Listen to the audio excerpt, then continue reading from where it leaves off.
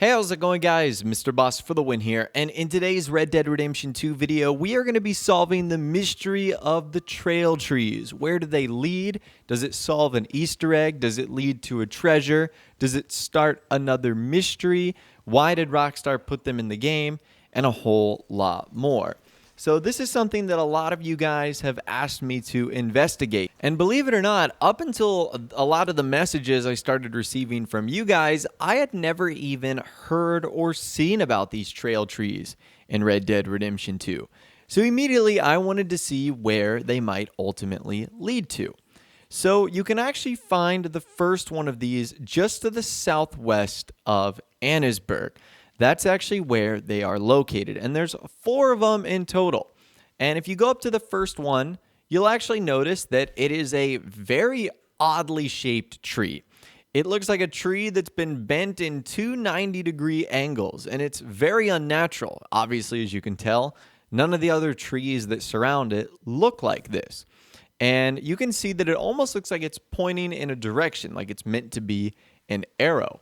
And if we actually go up to the tree, you can see that Arthur will actually inspect it and will draw it in his journal. And it is known as the trail tree. And you can see this is where it's located on the map, just sort of to the east of the Kamassa River. And Arthur will actually draw it on the map too, in sort of the shape of what the tree actually looks like. So that's the first location right there. And if we actually follow the shape of the bend, it would actually take us across the bridge. So if we head there next, you'll notice that the next trail tree is right across the edge of the bridge. And this one seems to be in the same shape, 2 90-degree angles pointing sort of towards the northeast. So again, I found this to be kind of interesting. Where is this leading here? And once again, if you actually open up your map, you can see that there is another tree drawn on the map by Arthur. So I wanted to see how many of there actually were here. So proceeding just a little bit further up the trail, you'll notice that there is another tree. However, this one seems to be particularly different. Instead of having 2 90-degree angles, the tree sort of continues upward like normal, but also has that same weird curve. To me, it almost looks like a goalpost in football or rugby that you would actually kick like a ball through.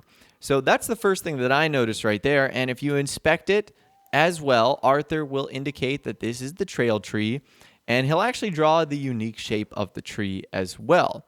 So I don't know why that one is shaped like this. Maybe it's meant to indicate some stoppage or that the direction is changing. I'm not too sure. We'll dive into that a little bit later. And you can also see that Arthur marks it on the map. Now, if we go up a little bit further, we'll actually find one final trail tree. There's actually only 4 of them in total in game. And this is where the 4th one is located right here. You sort of have to go off the path to find it. And this trail tree looks exactly the same to the other 2 that we looked at earlier. So only one of them looks like that special goalpost shape. The rest actually look like, again, the 2 90-degree angles. So if this is indeed a map, and if it is indeed pointing somewhere, well, it's led us to this one location right next to the Kamassa River. And what is this one location? Well, it's actually this abandoned mine. Now, on the surface level, you might think to yourself, well, okay, it leads to a mine. That's really not all that significant. In fact, you can't even get inside of this mine in free roam.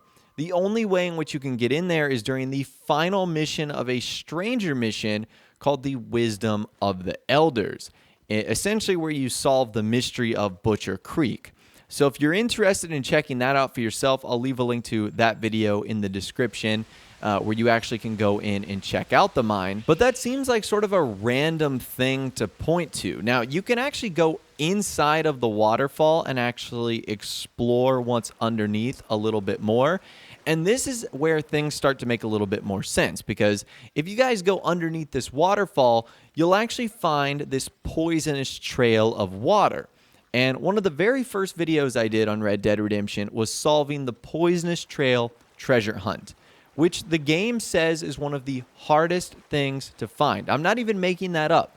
According to the official strategy guide, there are no hints or clues in game that suggest the poisonous trail treasure hunt is even a thing. So it's one of the hardest things to run across in game. So could these mysterious trail trees be pointing in that direction, eventually leading us to this treasure? That's one theory that could make sense. It could also just be leading us to the cave itself, which is one of the most mysterious things that you could ultimately explore. I believe this is also where you actually collect the final reward for collecting all of the dream catchers. So maybe there's a connection that way and how it's related to the reward at the end. But things still don't seem to really make sense here. Why are there only 4? Why does it stop so abruptly?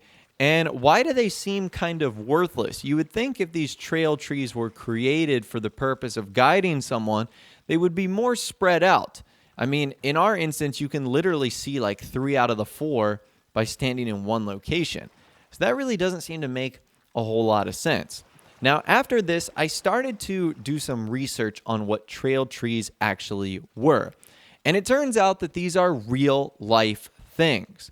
This isn't something that Rockstar just made up for Red Dead Redemption 2.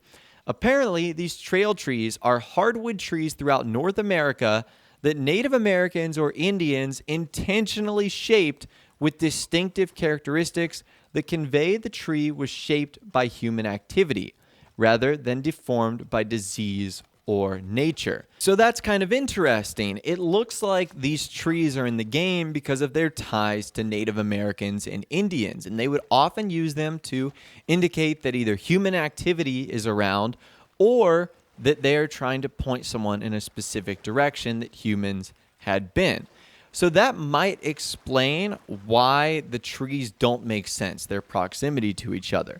Because maybe they're not trying to lead someone down a path, but maybe it's because these trees were here long ago, and that before even the town of Annesburg and this mine were created, maybe Indians and Native Americans roamed this land. Because according to sources, these distinctively shaped trees have been documented by scientists and historians since the early 1800s.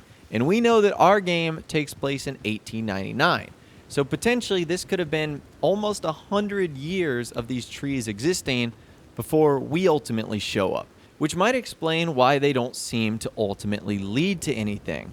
The only thing that's weird about this is throughout the couple of missions in the game in which we're actually working closely with the Native Americans and the Wapiti Indians, they don't ever tend to bring these up.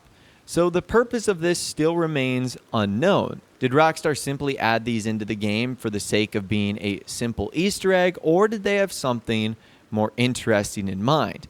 Now, I tried to find, anything that might have led to a clue or a hint regarding these trees that might have led to a new treasure or something along those lines, but I was unable to find anything. Now, one thing that's interesting to note is even though these trees are not labeled on the map as trail trees 1, 2, 3, and 4, they do count as 4 separate points of interest that Arthur or John ultimately needs to collect for 100% completion. So if you haven't seen these yet, number 1, you need to visit them, but also number 2, you need to make sure that you visit all 4.